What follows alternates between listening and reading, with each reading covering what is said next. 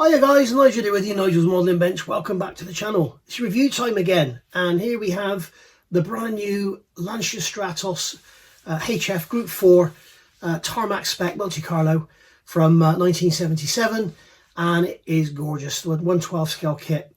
I wasn't going to do this face to cam bit, so I've already done the review and I'm doing this afterwards, but just wanted to say it is a long video because I wanted to delve deep, because you know how disappointed I was with the Delta they did.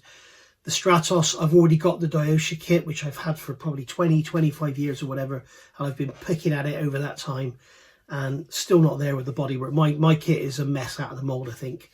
The body is all over the place. So I thought I'd get this one, and yeah, I'm pretty impressed with it. I'm a little bit disappointed with some of the moulding, but you'll see that in the review. Very impressed with the instructions. Whoever designed, drew out the instructions deserves a pay rise. They're absolutely bloody brilliant. You know, you've got the parts going together, and then there's an image showing how it goes together, how it should align. Sometimes two images showing it from the two different planes. You know, really good. The guy that did the instructions got the vents, the slots in the discs right, so you've got left and right hand, so you can have both leading or both trailing. The person that did the tooling didn't, and so you've got all the discs the same as it was on the Delta. So you've got, you know, trailing on one side, leading on the other. It's just it's I know it's only a tiny thing, and it's not really going to be noticeable on the finished model because, you know, the wheels are quite solid, but, you know, come on, it's just, oh. So yeah, you just expect, you know, Tamiya money, you expect Tamiya quality, and this kit ain't Tamiya quality. It ain't trumpeter quality. You know, I often get asked, why do I support Chinese companies so much? You know, with you know, you got Hong Kong models, you got, which isn't Chinese, Hong Kong, but you got Hong Kong models, you got RFM, we've got Meng, we've got Magic Factory, we've got Verifier, you know, Takum, all these companies, they're producing beautiful kits, and you've got this Italian company here that's, this kit could have been manufactured 20 years ago.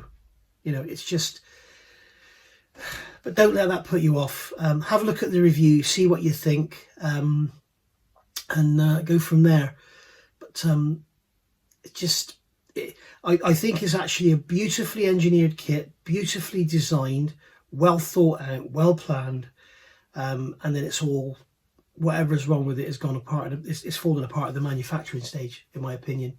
So, you know, what they need to do is send the tooling to someone else and let them make it, and it'll be much better then. Have a look at the review, see what you think. And I'm going to repeat myself in the video because I wasn't planning on doing this bit when I started, if you know what I mean. Good morning, everyone. Hi, I'm saying good morning. It's Monday morning for me. It might be Friday evening for you. And here we have a review of a brand new kit from Italeri, and I just had to get this. This is the brand new Lancia Stratos HF Group 4 Monte Carlo 1977, and obviously it's in tarmac spec here with the nice big wide wheels. As some of you will know who follow my channel, I bought the much anticipated Lancia Delta Integrale in 1/12 scale from Italeri, and did a review of the kit and thought, yeah, it's all right. But then when I got into it, oh dear,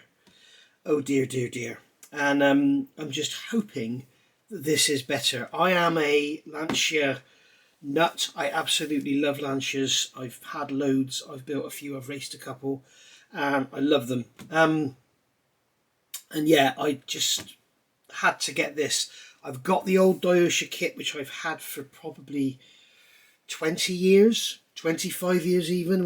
I probably got it when it first came out, and I've been picking at it ever since. And honestly, there must be more filler in the body now than there is plastic. My example of the kit is awful. It's all out of shape. So hopefully this will be better, and we can finally build a nice 1/12 scale Lancia Stratos. So looking at this kit, it has a highly detailed frame, interior and engine, which is what you hope for in a 12 scale kit.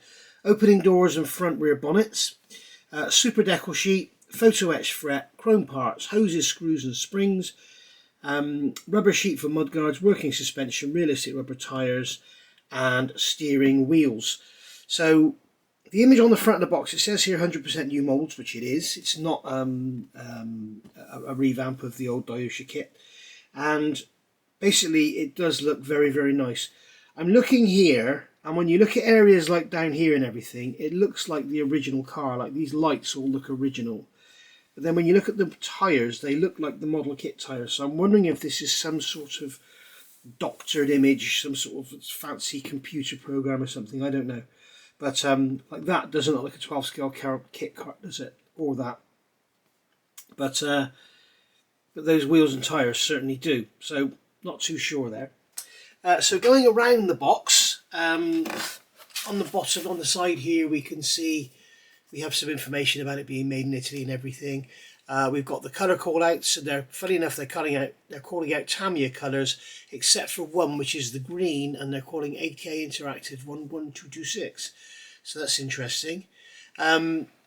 We have a nice photo etched fret there, as you can see, and we have a large couple of decal sheets. I could only guess they're large by the information that's on them, and they're cartograph decals, so they're going to be really, really nice. We've got some history there about the Stratos itself, about the Group 4, and there we are. So, going around the other side of the box, we have more Italian information there. We've got a Lancia official product there, so they obviously had licensing. We've got some information about recycling the packaging there. 14 plus, I would say if you're 14 and you've never built a kit, don't go near this. You can see here it's still sealed. I haven't opened it, I haven't looked inside. I have looked at one other review online, and not really much came out of that review, but I'm going to see if I can delve deeper. So we've got some drawings here, we've got an image there of the actual model and more drawings there. So funny they've got the engine shown, but there's no lines or anything on it, but I did note from the review I saw that the engine was actually covered in vinyl tubing, so they really have gone to town. Ends of the box are basically, I don't know if you'll be able to see, yes you can. So you can see there we have the same design, and you can see there we have the car there, and then when we turn it over you can see they've done it so that shops can stack it on their shelves however they see fit. So there we go there, and then you've got that there on its side. Okay, so I guess what we need to do is get this box open, and then once we've had a look in the open box, in fact it looks like it's already been opened. That's interesting. This has already been opened and then resealed, because this tape is designed to break. But if you look here, you can see it in the reflection there. That tape has been already on that lid, and it's been opened and then resealed. So there was probably an issue. So we may find an addendum. There was something I remember now in the Delta, wasn't there? There was wow, you can't even cut this bloody stuff. There was something in the Delta, wasn't there, that was, do not use these screws, use these. It was like a bag of screws. Yeah, it's definitely been opened and then resealed. So interesting. I wonder who had that interesting job of opening this, trying to untape it without damaging the box. So here's our first look in the box, and there we go. We can see that we have decals tucked away inside the instructions, which is nice. There we go, there's a correction sheet there, so that's nice. We have, this is painting and decals guide, so that's nice. One thing I am concerned about with this kit, I saw, oh, we're okay, there we go, it's there. I'll show you that in a minute when we get to the clear sprue. But we've got the lovely big PE set there, tiny little staples being used. And then we've got lots and lots of plastic. The box is absolutely pretty much rammed full of plastic. I must say, looking at this sprue here, the detail looks very nice. The plastic looks very crisp and everything. And we shall see about sink marks and stuff. My Delta Integrale, the body was covered in sink marks, if you remember. It is still here. It's parked on one side. I will get it back on the bench, but The trouble I have with these kits, you go out and you spend, I mean, this is £200. You go out and spend £200 on a kit, which is Tamiya money, and you're getting Italeri quality. So that's why I've bought this, just so we can see what it's like. And you know that I have bought this, I haven't been given this at all. You know that when I give you an opinion on this kit, it will be an honest opinion, and it will be off the cuff. There'll be no messing about. So here we are with the paperwork. So what I'm going to do now is get the camera down closer and get the lighting sorted out, and we'll go from there. Okay, so here we have the instruction book, very nicely bound, stapled little book. Nice image there of the engine on its side. Let's have a look at the instructions and see what this kit is all about. So coming over the opening the book, we can see there's that photograph that's on the side of the box of the finished model. It's built and painted. So it's nice to see that the model actually has been built. They have built one and checked that it goes together. Beautiful image there, beautiful drawing, and then we've got some actual colour photos there of the real car in action. So they're talking about the car there, how it's developed, when it was developed, and where it came from and everything, so you can read all that. And then we've got that in 6 different languages, which is nice. Here we have our sprue callouts. So we've got parts marked here as unused, I'm guessing. Parts not for use. So that square part there is not used. And then we've got parts down here not used, which obviously shows we're going to have other variants coming our way. So there we go. And then here we've got all the different screws and nuts. Hopefully, no, it looks like they're those horrible bloody slotted screws they use instead of Phillips. But we'll see how we go. We've got a rule there which is marked in millimeters and centimeters, so that's nice.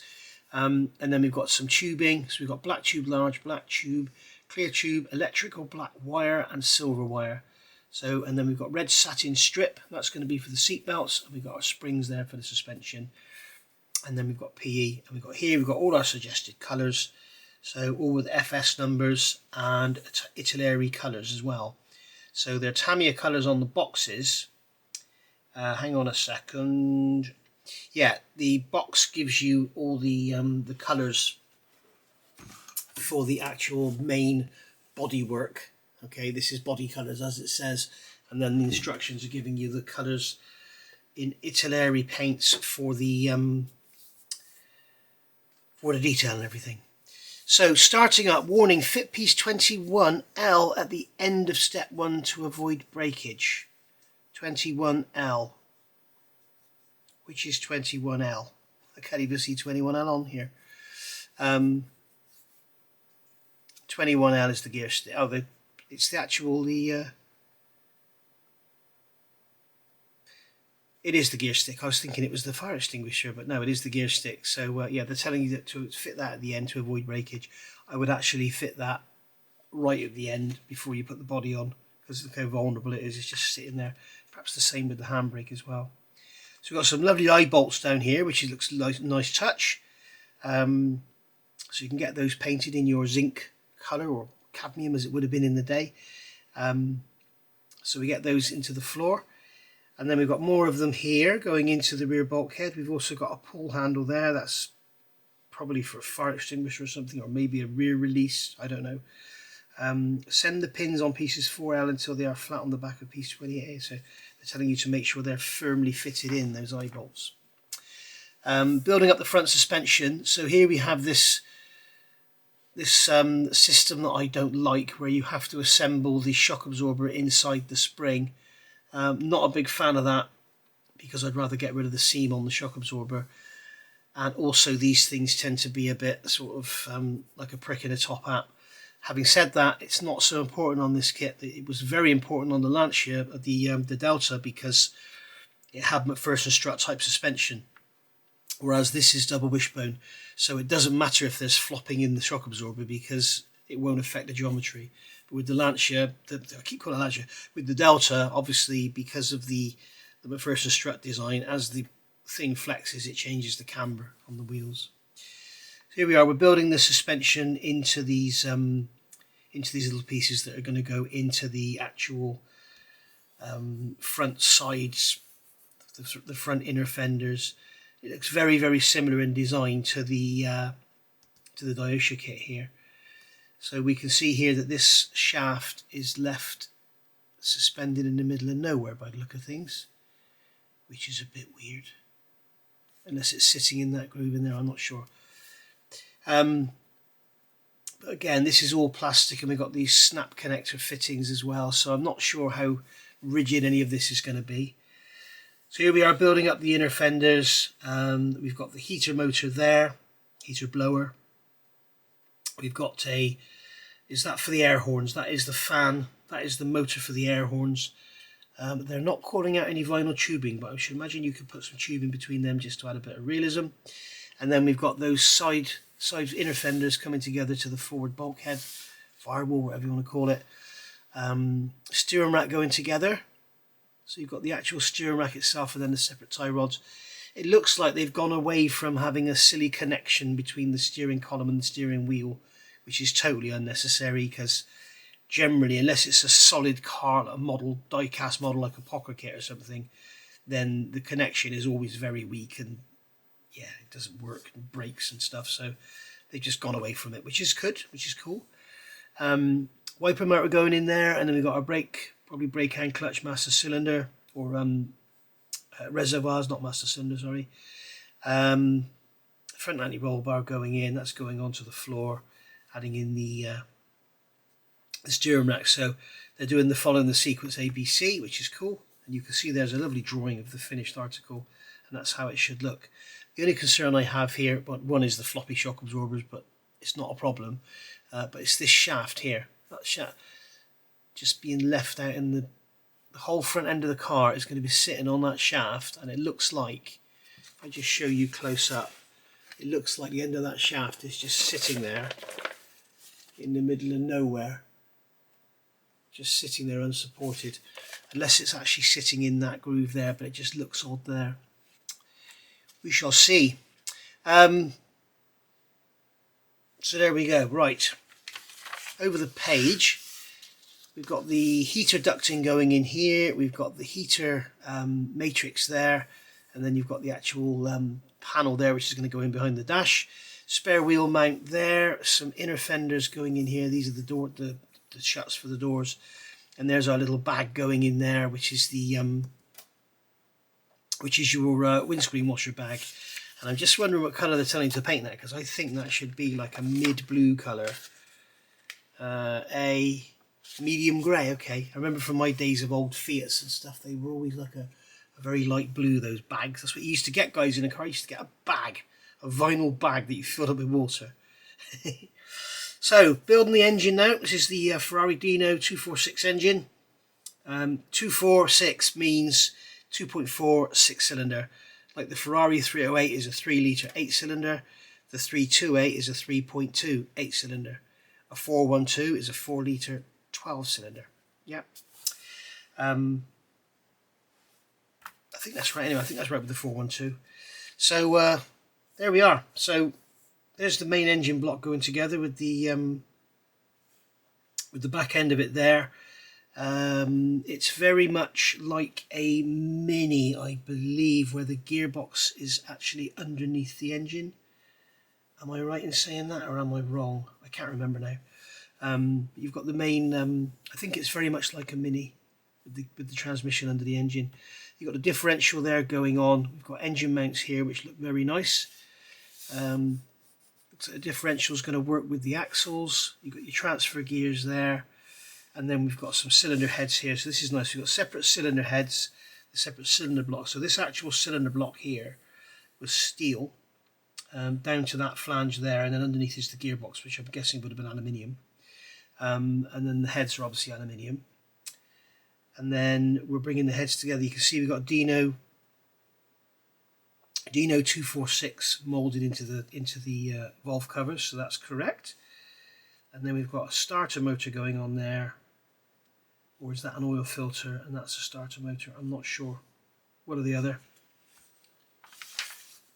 And then we've got our carburetors going in here. I believe it was carburetted. They're probably Weber DCNFs. I believe it was carburetted, this car, not injected. And then here we've got the dipstick, and we've got our clutch actuation mechanism going on there. It's very detailed, this model. It's very nice indeed. Water elbow for the water inlet, and then here we've got, you can choose to fit a single 1mm tube. Oh, okay, so what they're doing here, the same as I've just done with the Porsche 917 I'm building from Pocker. They've added vinyl tube to the ends to simulate the rubber caps going onto the distributor cap and the spark plugs, and used the thinner wire in between. So they've done the same as I've done on that one, at least on one end anyway. But it's saying to cut these 5mm long. That's probably a little bit too long. Maybe go 4mm. Certainly on this end, probably 3mm, even 2mm on this end. But that end, they don't need to be 5mm. Or if you don't want to fuss with this, just use 1mm tubing and do it all in one piece. So here we have the caps for the end of the cams, and then on this end we've got the distributor drive, so that's cool. And then here we've got clear tubes. This is going to be our fuel line going into the carburetors. They're probably Weber DCNFs then. We've got the intake trumpets. It'd be nice if they were aluminium, wouldn't it, rather than plastic. We'll see what they look like. And then we've got the startings of our exhaust going together here. And there's a PE inspection cover there for the clutch, which is nice. This is where they used to look at the timing marks to get the engine timed up. And then here we've got more black tubing, simulating rubber tubing. Check your references. You may want to change it for some braided hose or whatever. Got the alternator going together. That looks very detailed. Drive belt for it there. And then there's the adjustment for the alternator. So that's going into that, which is going into that. And then there's the mounting there. And then we're adding the other side. This is the other side of the exhaust. So the headers. And then we've got an oil filter. What's that there? Is that some kind of water? That's a water to oil cooler, isn't it? So yeah, they're using a water oil cooler rather than an air oil cooler. So you can see the pipes going from the filter housing into the cooler, and then oil coming, yes, from there into the cooler and out the other side through the filter and then into the engine. We have there is a drive for something or other. There is an oil filler. This is very detailed, this engine. It's very nice indeed. In the instructions, let's see what it's like in the plastic. This all looks really nice. And then we're going to drop the engine in, rotate the engine for positioning on his supports. So the engine's male. Okay. And then here we've got some supports going in for the chassis. So a little diagonal brace going up there.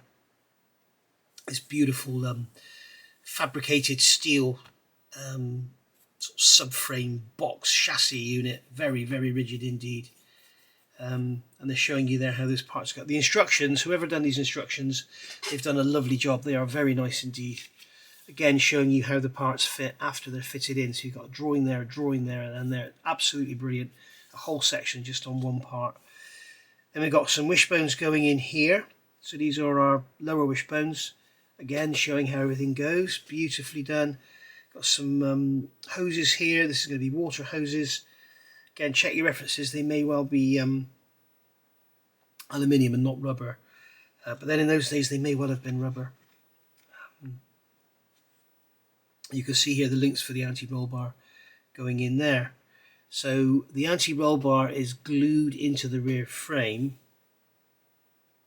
Then you have links going here. So obviously there's enough flex in the plastic to allow the suspension to move. So the anti-roll bar isn't actually moving as an anti-roll bar, it's just going to bend. That's okay. And then we've got some PE panels going in here. So that's, I'm assuming that's air vents that allow air to flow up in. I don't know why they're PE panels. We've got the PE here, and they are indeed vents. So not quite sure. Maybe they allow air from underneath the car to go up into the engine bay, help the cooling. Maybe it was an afterthought. Maybe they were once plated over and they decided to open them up. But again, showing how they all go and everything. And then we've got these panels going in here, which are going to this is the lower part of your rear crossmount, with your rear subframe assembly. And then here we've got the cover going in, the gear linkage is going in up to the gearbox at the back, cross member going in there. If you look online, if you put Stratos restoration into Google Images, you'll see pictures of these cars upon rotary turntable or rotary apparatus, and you'll see the underneath of the car how it all looked, so you can get a good idea there. And then there's that central unit there, which is going to cover up the water hoses and the gear linkage. So here we've got the front lower wishbones going in. These are fabricated steel items, and here I've noted we've got brake lines going as well. That's a nice little touch, adding brake lines. And then here we've got screws there as pivots for them, so that's good. You're going to have a nice strong pivot on the front there at least. So that's what I'm looking for here, is strength. I know this may be going on a bit, guys, but I want to give you a full review of the kit, because I know a lot of you may be sort of thinking about this, but after the Delta and that, and Fiat 500s and that, and previous Italeri kits, you might be a bit dubious. So let's see what it's really like. So here we've got the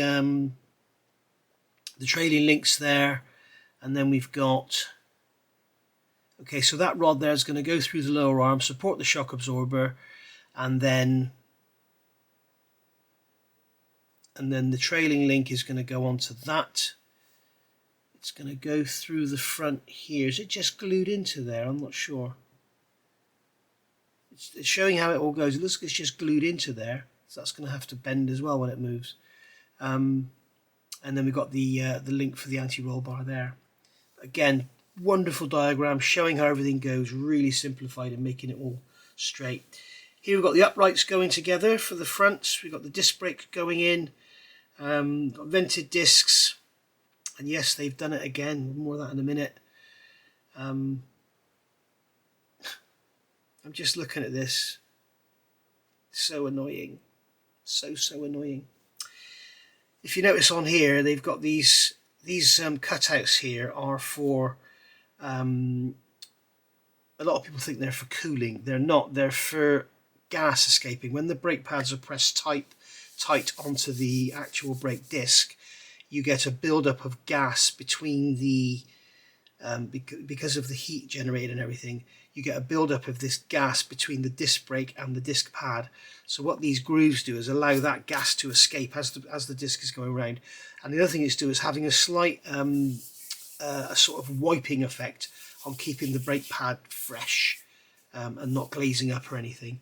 That's what they do. You'll see them on a lot of performance cars. My GR Yaris has got slotted discs. That's what they're called, slotted discs. Some have slotted and vented. Vented is where they're drilled through or dimpled, and they all do the same thing. Vented is for helping the cooling. These are vented discs, but they don't have the drilled holes in the side for venting the air through them. Okay. So here you can see these slots on this one. Okay, because this is, whichever side this is D, so this is the right hand side. Okay, so we've got that slot there, as you can see, that is going sort of anti-clockwise. Okay, it's facing like that. So if that was turning anti-clockwise, the outer diameter, the outer line would hit before the lower line. Yeah, look at this one, they've got it that way round. It's the other way around, which is how it should be. So you can see that one, they're all facing like anti-clockwise, and on this one they're all facing clockwise, which is how they should be. But I can tell you, when we look at the plastic parts, they're not like that.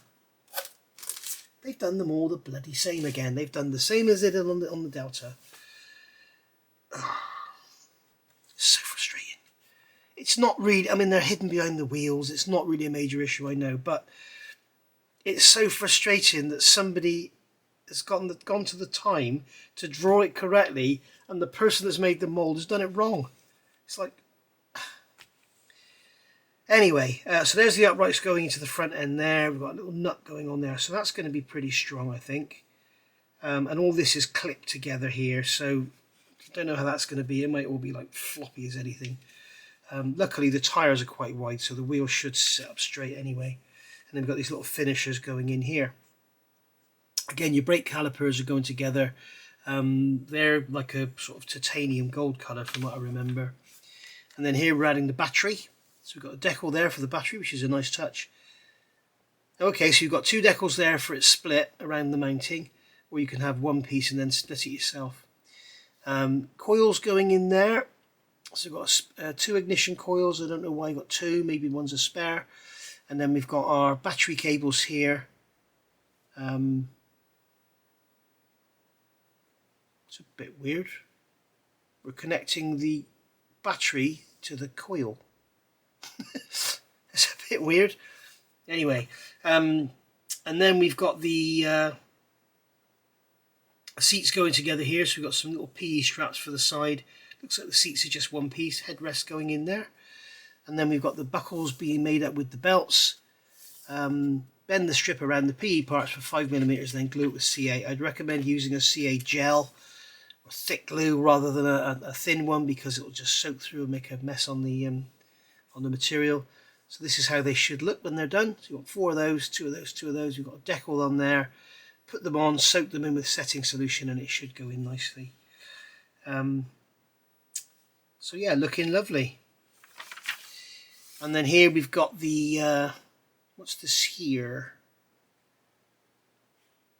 Is that the fuel filter? I'm not exactly sure what that is. I think that's a fuel filter there. We've got the fuel tank going in here. So we've got a fuel tank on each side. Yes, we have. Fuel tank on each side. And looks like I was right. Looks like that is the fuel filter, because it looks like we're connecting into it. So that's cool. And then we've got this box here, whatever that is. Some sort of header tank, I'm imagining, for the water. Fuel tank now going together. Another fuel tank going together there. This silver wire making knots. They've got a hell of a mess going on there. I don't know what's going on there. But, I think what they're telling us to do is sort of tie the cables up together. We'll wrap it around there. I don't know what they're trying to show us there. And then here we've got the tubes. So yeah, that is a fuel filter by the look of it. Clear tubes, clear tubes. Yeah, this will all become clear when you build it. You don't need to understand it straight away. And then we've got a header tank there for the coolant, which is nice. And then here we've got an intake, the air filter. I'm assuming it's going to have something going on the ends, but we've got PE vents going in there anyway. And then here we've got our exhaust going together. Make sure you use the right parts. I did notice there were parts unused. So here we've got the exhaust going together, and then we've got the interior details. So we've got the roof vents there, which is nice. We've got the rear view mirror, got the navigator's light there, rear view mirror being built up here. So that's all very nice. You've got the collectors on the exhaust and silencers and everything. Instrument panel. This looks bloody lovely. If it's all moulded nice and crisp, we've got the actual panel itself. We've got decals for the gauges, and then we've got clear parts going over the top. So that's going to look beautiful if you can pull it off. And then all separate knobs and buttons and everything. So looks very, very nice. These old Fiat air vents, remember the round ones? They're going in the dashboard there. And then we've got PE sun visors. That front screen, there's nothing talking about fitting it. I'm wondering if it clips in or glues in or whatever. I'd probably suggest getting it nice and tightly clamped in place, and then just a couple of touches of cement, or even use your liquid, your clear stuff. So steering wheel here, yeah, you can see we've got the steering wheel attaching to the end of the column. They've done away with this daft idea of trying to make it all work and everything. So fair play to Italeri. There's no point in trying to make it work with plastic parts, and if you use big metal rods and that, it's not to scale. So just leave it. Have your wheels moving so you can position them. If you want to position the steering wheel according to the wheels, you can. Wiper going in together there in 2 pieces, very nice. And then we've got the side parts of the body, or the upper body's going on here, and then the side parts of the body going on here. And then here we've got the rear body being built up. So we've got 2 of these. What are these? These are 22 PE. So here's our these are our bonnet pins with the cables on them. These are the mounts for those pins. Okay, so this rear screen is removable with bonnet pins on the real thing. So obviously it hinges up so they can get to the engine quickly without opening the whole clamshell. All of this going together, we're going to have to think about this with the build sequence, because what you really want to be able to do is get all this fitted, dry fitted. So I would suggest building up the actual monocoque, and then getting the body fitted to it, making sure, you know, all the hinges and everything, making sure all the shut lines are good, do your filling, sanding, cutting, whatever you need to do, and then paint your body and then get on with the build. Because the way they're looking at it here, it's like you're going to paint it and then you're going to discover you've got fit issues after. I would seriously get this all dry fitted first. And then here we got all the interior detail for the rear clamshell. There's a correction there. So come here, correction. There's the correction there. So they got 25B and 23B, 26B, 24B. So all it is, they're the wrong way around. That's all it is. Okay. So that goes there, that goes there, that goes there, that goes there. So that's easy enough. Showing you how all this fits inside. This is very nice indeed. Really well done. Looks like this boot lid here is actually fixed. It looks like you can't open it. Bit weird. And then we've got paint clear parts from inside. So that's our rear lights going in. And then we're going to add we've got screws, so nuts and screws for the hinges, which is a nice touch. Again, get those hinges attached to the monocoque, get it all fitted up, and you can do all your filling and sanding and that before you do the painting. Again, get the front end build up before you do any painting or anything. We've got some drilling to do there.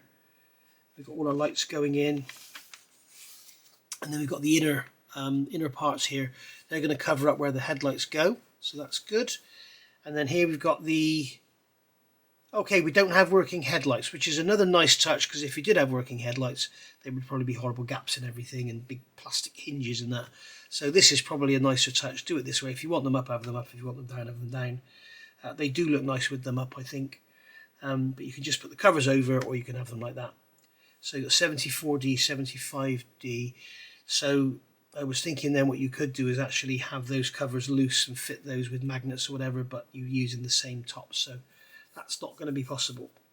Decals, probably CB whatever for the spotlights there going on the front. And then again, this is going to go in with, that's clipping in with hinges. Yeah, it's looking like that's going, we've got a pin going into there, and then we've got that piece going down on top, which is going to hold the nose in. You've got all the beautifully detailed radiator with the hoses and the fans and everything. Spare wheel going in there, telling you what colour to paint the wheel nuts and everything. And then we've got another little reservoir there. That's probably for the clutch then. Is it, that one? So, and then we've got pins going in here for the front end. And we've got photo etch parts there for the door latches. There's lots of detail in this kit. And then we've got hinges there for the doors. The inner door cards are going into the outer doors. We've got screws to pull that in. The screw's going to be hidden by the actual door handle there. The windows going in. Got that part there. It's all very nice, isn't it? Very nicely done. It fits all moulded nicely. Got the window mechanism there. With this, you had a great big knob. You undid the knob and just slid the window down in that sort of radius slot there. So if you're having the windows down, remember that knob's going to be at the bottom. If the windows are up, that knob's going to be at the top. Fitting the doors here, again we need to try and get this dummy fitted and check everything fits. Wheels and tyres going together. Rear arches here going in, again we really want to get that done before we start doing any painting. And then we've got PE straps here to hold the covers on the spotlights should you wish to fit them. And then we've got the bonnet pins here, which is a nice touch. I'm not sure if these bonnet pins actually work, but if you do keep doing it, the PE is going to snap. So worth bearing in mind. And then here again we've got the latches and everything. You've got the turn. You can have the rubber toggle, or you can have the latch type. So you've got that type there, or the rubber toggle type there. Got latches for the front, which is a nice touch. So lots and lots of bits of detail going on here. Again, you might want to get those bits of PE on before you do any painting. And then here we've got photo etch bash plates for the bottom.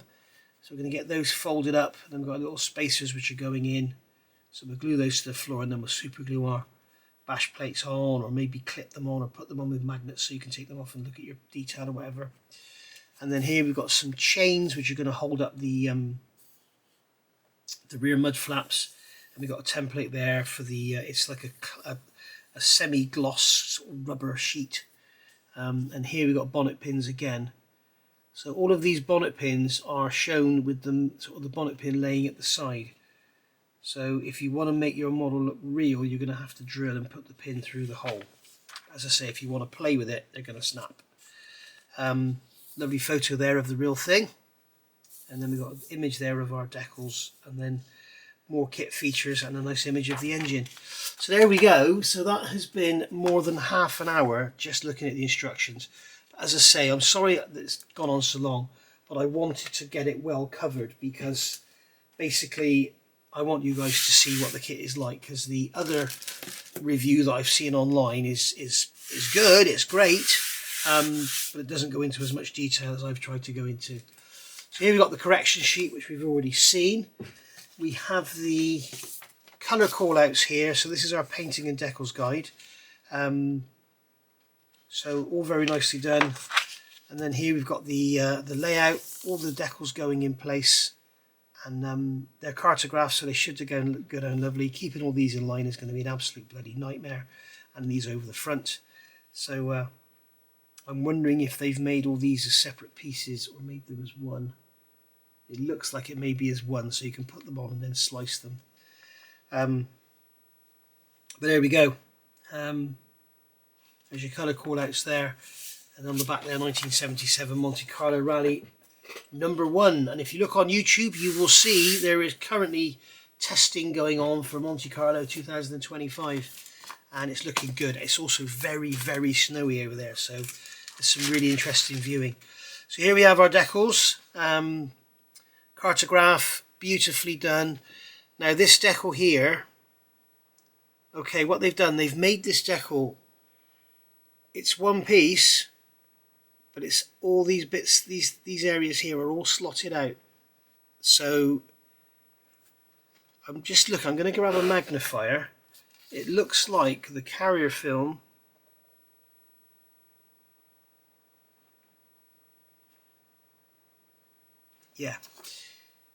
that's going to be a nightmare because the carrier film is not in those grooves. So as soon as that comes off the paper, that is all just going to become like tentacles. So I really don't know how you're going to fit that. It may be time to get the paint out for that. Just use the red bits. We shall see. I say we shall see, I'll never bloody build this, will I? Okay, so there's that one, and then we've got this one here. So this is the, oh that's good, they've given us some spare colour parts there, so that's good. You're probably going to need it on that front end. So we have here, we have this is going over those vents and the slats on the rear window. Again, keeping all this dead in line is going to be a nightmare. But the carrier film is there, so you're going to have the white decal underneath, the white paint underneath, and the carrier film will show the white through. Okay, so you're going to have to paint the body white first. I don't think there's white on there, I think that's the colour of the backing. And then we've got all our gauges here, got a sparker there for the seat, there's that battery decal, Italy number plate, Bilstein, I don't know if they're going on the shock absorbers, if they go on the bodywork somewhere. And then we've got some data plaques here. We've got some more sponsors decals here. We've got our Britax seat belts decals there. Very nice indeed. Very nice. Very, very nice. I did ask Rob from Brooks Models if he could get hold of one of these, and he said they're currently out of stock at the distributors and won't be back in stock until February. So if you're thinking about getting one of these, I can tell you Hannants have got them in stock. That's where I got mine from. So we've got the photo etch there. We'll have a look at that in a minute. We've got a bag of bits there. We'll have a look at that. Let's start having a look at some plastic. Okay, so let's start having a look at some of plastic, and we'll get the bigger sprues out first. So here we can see we've got sprues which are actually are bagged individually. Well, saying that, there's two in this one, so shut up, Nige. So we've got two in this one. As we always say, remove the sprues together. Don't try and slide them out individually because you'll break stuff. And don't ever just rip them out because They're catching on some holes somewhere. Something is catching. What is actually catching? Okay, so got that out finally. It was the it was all catching up on these bits here. So careful when you take the parts out of the sprues.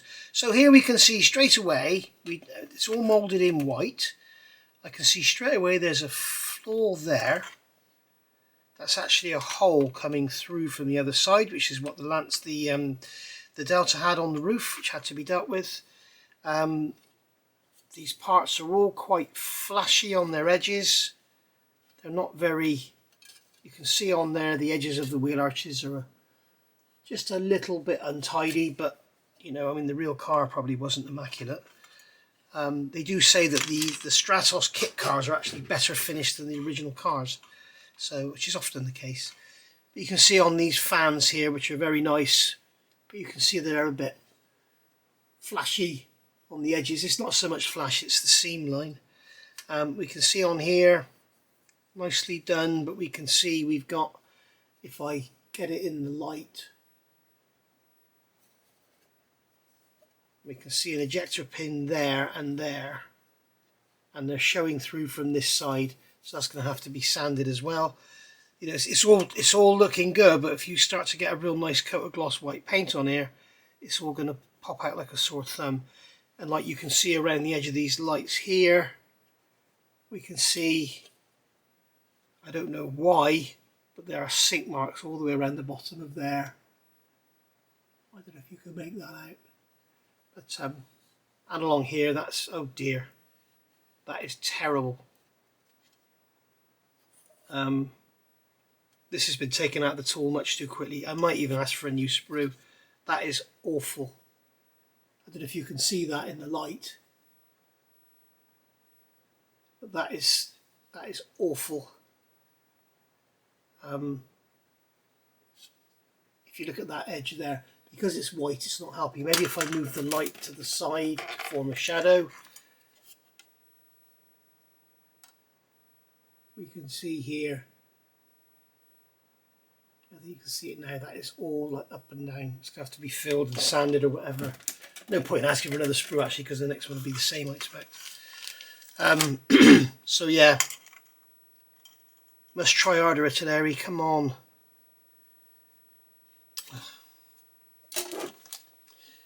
And then here we have the doors. They look very nice, and the rear arches. I don't know where they're going to fit. We shall see. And then here we have the light pod cover, intake manifold there. We've got some switches for the dashboard, I think there. Air horns. Again, very big seam lines around everything.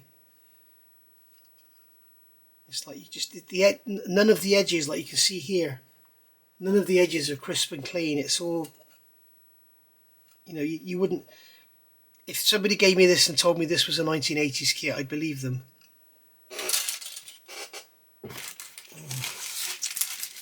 Still, we'll keep going. It's not the end of the road. It's only one sprue.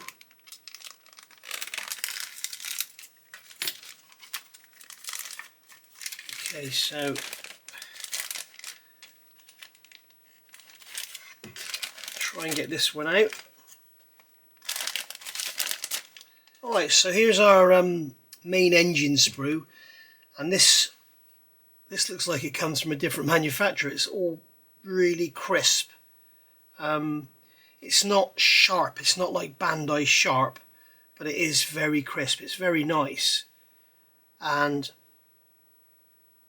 very nicely molded, very fine parts. You can see here these anti-roll bar, and you've got these links here, and it's all very nice and all very crisp. They've got little sub parts here going. I wonder what's going on. I wonder what they've got planned for the future. There's some exhaust parts here that you don't use. I know that. There's that cross member underneath the floor. There's your bell housing, clutch cover. There's the transfer gears there. Heater. Cylinder head, cylinder block with the transmission at the bottom. That's the sump panel underneath. And then we've got the alternator, which is all very nicely molded indeed. Very nice indeed. The engine, the cam covers are lovely with the Dino 246 on them. So the alternator bracket there, this is like it's come from a different, when you compare this to the last sprue, it's like a different manufacturer, isn't it? Carburetor bodies there. But yeah, very, very nice indeed. That's going to build up beautifully. Not a massive fan of these shock absorber constructions, as I said, but we'll see how that goes. And then also in that bag was this sprue here. So this is obviously we've got our instrument panel, we've got our front fender liners there, we've got the top of the instrument panel there. And here we've got our wishbones. Again, I don't like these snap-in sort of things here. Try and sort of put a loop around or something, because they just tend to go and then they're no good to support the weight of the car then. Steering wheel is the heater matrix there by the look of it. Steering column with the other half. Not sure what that is there. And then here we've got the headrests. We've got the door cards with the beautifully moulded in bags, and there's the window adjustment mechanism there, as I said. They're very nice with the studding and everything on them. The instrument panel looks well detailed. We've got lots of holes there for knobs and bits and pieces. And then we've got our light pod there. Seats are one-piece moulded plastic. In the Dosha kit they're vinyl and they're horrible. This looks quite nice. Light pods there for the headlamps. And then we've got our stalks for our steering column. So that hinges there, I think. The engine mounts there. It is very nicely detailed. Looking at the detail parts, it's up there with the Tamiya Porsches. You know, it's very nice, but the body, oh no. Oh no. Right, will this one come out easier? Yes, at last, he says. Here we go. Now that shouldn't be in there. That is the that's the hot rudder. That's where your plastic comes down into your into the sprue. So that shouldn't be in there. That's got in there somehow. Don't know how. Right, so here are some more detail parts. We've got our fuel tanks here. They're very nice indeed. Radiator with lovely grille moulding on there. There's those underside pieces for the subframe, and then we've got our inner fenders there, inner front fenders, ejector pin marks all over them, so they're going to have to be filled. We've got, this is our inner rear cover, inner rear clamshell, so those ejector pin marks on the back won't matter. And then we've got our intakes, seat runners, some more suspension parts. You can see they've got these things like Tamiya do, but you can see the ends are very, very open, and I just don't trust them. Don't trust them at all, and they tend to be all floppy and just break. Like the Fiat 500 can hardly support its own weight. Steering rack there, gear linkage, cross member. There's our trailing links there for the front end. Again, we've got these ends. You can see instead of it being like, it almost looks like a U rather than a C, doesn't it? It's easily fixable. You just don't get working suspension then. Just glue everything together. But, here's our rear light mounts there. Yeah, as you can see again, you know, on here you can see that this rear cover, you've got all these ejector pin marks and everything on the back. When you look at it in the light, you can see just how rough it is. It's just typical. It's just like 1980s, isn't it? It's awful. So here we have the main floor. There's the main floor of the car there. Got the subframe sides here. There's the rear end of the subframe there. We've got all the spot weld detail and everything on there, which is nice. There's the tops. There's our underbelly parts, protective cover. Again, you can see on there all the ejector pin marks showing through. You know, this is not design, this is manufacture. This is people trying to bang it out too quick. Everything that's wrong with this kit is not design, other than these C-section things, but you know, that's not insurmountable. But you know, they take my front engine, my front bonnet is just a mess. You see we've got ejector pin marks on here, but I don't think that's going to be visible. But nice detail on there. Again, you can see these circles on the back. They're all coming through. See them on there. It's just that they're not leaving it to cure long enough in the tool, or to cool long enough. Fuel rail there, that looks very, very flimsy. Probably want to replace that with a bit of brass or something. Yeah. All in all, it's bloody lovely. It's much nicer than the Daisha kit, I can tell you that. So, staying with the main part of the box, we have our tyres here, which look very nice indeed. They've actually moulded them onto the edge, so the mould seam is on the edge rather than around the middle, so that's a nice touch. So that's very nice. We've got our CV boots there for our drive shafts, and then that's the air intake for your heater there. Nicely done. So that's that. The tyres have all the size on them. 295/35 VR15 Pirelli Cinturato. You got the Pirelli logo on there as well, so they're probably licensed by Pirelli as well. They've probably spent a fortune in licensing on this. Put those back in there. Put them back lead flat so they don't get twisted off. And then here we have the wheel sprue.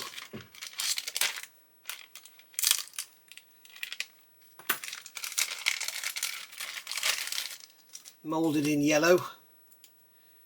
Get your outlaw paints, Trainer yellow, paint them with that and then give them a clear coat. They'll look amazing.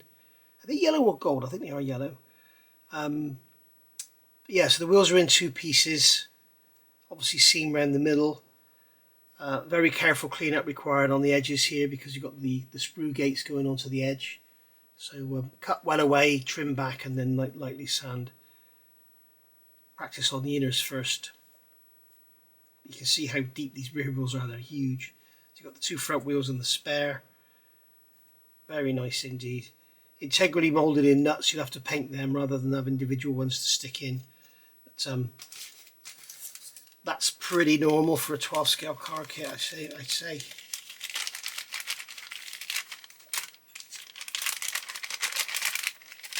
Oh, just go back in the back. Go on. Right. So here we have the clear sprue, and this is something I wanted to talk about. I noticed from the review I saw on YouTube. Treat this with loving care because they're just ejector tabs. You can see here we have the main. I'm not even going to pick it up. We have the main front screen is attached by one sprue gate there, which is where you don't get your horrible spidering lines. It's just the one sprue gate, so the plastic flows into the tool. You don't get the spidering lines. Same here on the main windows, same here on the rear screen. The big concern I had here, if this breaks, okay, in transit, then what's going to happen? You're going to end up with this great big horrible white shadow in the front of the windscreen there. So I would suggest, I'm not going to do it now on camera, but I would suggest when you get your kit, open it up and cut that off with a saw, because if that flexes and gets snapped off of that sprue, it's going to ruin your front screen. Okay, probably do the same on these here as well, and then individually bag them up, wrap them in some tissue paper or something. You know, don't chance having that snap off.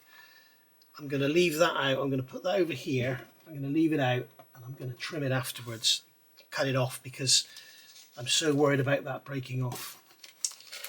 So here we have, yeah, this is the bag with the disc brakes. So here we have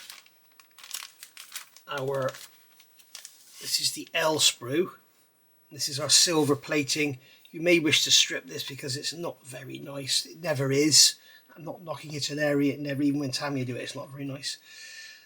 But the thing that's really got my goat here, if you remember on the Delta has cooling holes in the or clearance holes, whatever, for clearing out the gases and stuff. These are slotted because they're so much older.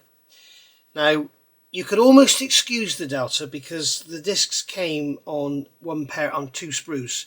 So obviously they just made 1 sprue and doubled up to get your doubled up parts like the seats and stuff like that, and your wheels. So it's almost excusable. This is absolutely inexcusable. I say, guys, I know it's only a small thing, but the guy that drew the instructions got it right. The guy that did the tooling didn't. These grooves here, you can see if this was on the front left, okay, that would be going around that way, anti-clockwise, and that would be chopping into the brake pad or leading, okay. If this was on the right hand side going that way, that groove would be trailing. Now, the way these are designed, you have left and right, and then the engineer, mechanic, whatever you want to call him, he will decide which way they're going to go. Brembo recommend having that slot chopping into the discs, into the pad, so the outer end hits the brake pad before the lower end. However, most people, like if you look on my GR Yaris, they have them trailing, so that would be appropriate for the right hand front wheel, that disc there, so it's going that way. Okay, so it's trailing into the pad, whereas on this side it would be chopping. So you can see what they've done. They've made 4 identical disc brakes when they should be left and right. Inexcusable. Really bad mistake. Very bad indeed. And yeah, there is absolutely no excuse whatsoever. You can look at any bloody car with groove discs, any car on the planet, and you'll see that they're different sides on side to side. So inexcusable. Here we have all our lights for our headlights and our light pods, lamp pods. You can see the sprue gate is on the edge, so I'm not sure if that's going to have to be touched up or whatever, but most of you will probably strip this anyway and paint it yourself, because as you can see on here, the paint looks like it's quite thick. So there we go. Here we've got some filler caps by the look of things. There's our door handles, pedals. There's our intake trumpets. Again, we've got the sprue gates on the edge, so they're going to be visible, so you may want to repaint this. We've got flash around them as well, unfortunately. There's our little eye bolts for our harnesses. Again, we've got the sprue gates to take care of, so again, probably just going to strip it. Handbrake there by the look of it. There's the overhead navigator's light. Footrest, throttle pedal, and a gear lever there, and then we've got some hold down latches. Then we've got mirrors here, which are not much like mirrors at all, are they? So there we go. We've got a rear view mirror then, which is again, it's not, probably just strip it in some bleach, go from there. What to do about the brakes, I don't know. I can't remember now how I corrected the Lancia. I keep calling it the Lancia. I can't remember how I corrected the Delta, but I did do it. So that's that one. And then here we have, this is the final part of the review. Oh no, it's not. This is the final plastic part of the review. We have our body. So let's see what this is like. Right, so obviously it's connected by 1 sprue gate, and we can see on here, yeah, the whole roof is caved in. This is, yeah, I've probably just got a bad example. We can see on the back here, we have some molded on detail there. Quite why I don't know, because this doesn't open, but you can see, if I catch it in the light, you can see it's coming through. So that's all going to need filling and sanding. The whole roof, oops, you can see on here we've got holes inside and ejector pin marks, and it's all coming through. And when I put my finger over the roof, it feels like the whole, there is a huge sink mark in the roof there. If I can get that in the light, there you go, you can see it now. You can see that that roof is all over the place. So yeah, not good at all. I'm going to send them a stinking email. This is a £200 kit, guys, and you're treating it as if it's a £10 kit. I wouldn't accept this on a £10 kit. It's bad, very bad. I'm going to send them a stinking email, and I will let you know what comes back. It could be that I've just got a bad one. I don't know, but my bonnet and this, it's just, you don't expect it on a £200 kit. The moulding is very, very crisp. It's very nice sharp lines. There's actually a mould seam there that needs to be sanded out. But I don't expect to spend £200 on a kit, or it's £200 plus, and then have to completely fill and reshape the roof. I just don't expect that. It's not from a mainstream manufacturer. You may expect it from a resin kit or something. You may expect some imperfections, bit twisted panels, whatever. But that is no, that's not good. I'm going to send them an email, or the distributor or whatever, and I'll let you know what comes back. Probably nothing. Here we have a stapled bag of parts. So tiny little staples. As you all know, I'm not a fan of these things. There's my tweezers. Get this out without having to turn the camera off without another editing point. Okay, so in here we have seatbelt material, which is very nice, and that is, it's got a pattern on the edge. I'm not sure if that's correct or not, but it's what is it, 6mm wide, so 6 times 12, 72, which is 3 inches, so that's correct. That's nearly 3 inches. So that's correct. It's nice and soft as well, very very pliable, not all rigid like some other ones I've seen. Clear vinyl tube there. It's actually white vinyl tube. So we've got some electrical wire here for our HT leads. This is the wire they're suggesting for tying stuff off. 1mm vinyl hose. Is it vinyl or is it silicone? It feels like vinyl, and that's all crushed there. Luckily I've got some spare. And then here we've got some 2mm hose. And then we've got springs, screws with the slotted heads. Why? There we go. And some nuts and everything in there. And then finally in here we have a bag of photo etch. Tiny little staples.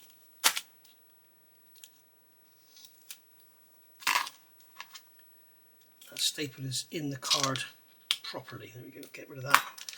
Right, so we get the photo etch out of here.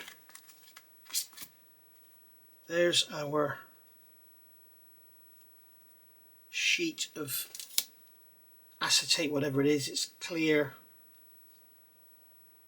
Can't tell what it is, but that's for making your mud flaps on the rear anyway. And then here we have the photo etch. There's your bash plates underneath. There's the main grille for the front. Those vents for the underside. We've got our bonnet pins there with the cables attached. Got loads of them. Seatbelt buckles. These are pieces for the sides of the headlights. More seatbelt buckles. They're the clasps. More seatbelt buckles. Some visors. And then these are the vents for the air intakes. Got some chains there that are going to hold the mud flaps up. Door latch mechanisms. Straps. Bits for the sides of the seats. Tie downs. So yeah, it's all very nice. There's that inspection cover that goes on the bell housing. All very nice. So, what do we think of it? It's a lovely kit. It's beautifully designed, and it's very, very nice. Now, my honest opinion, is it worth £200? With a body like that, no. If the body was crisp and clean and not all distorted, then yes. But unfortunately, what's happening here, in my opinion, we all know that in English there is another name for Italeri that doesn't start with an I. It ends with Italeri. Unfortunately, we have a A-rated kit, you know, a £200 kit designed for the advanced modeler who wants to build himself a museum showpiece, which is, at the end of the day, that's what a 12 scale car is.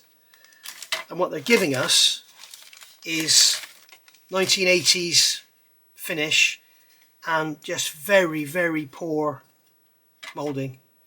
Very, very poor. I'm not happy with this at all. I mean, look at that. That roof is a bloody joke. If I turn the light off, if you'll see it better.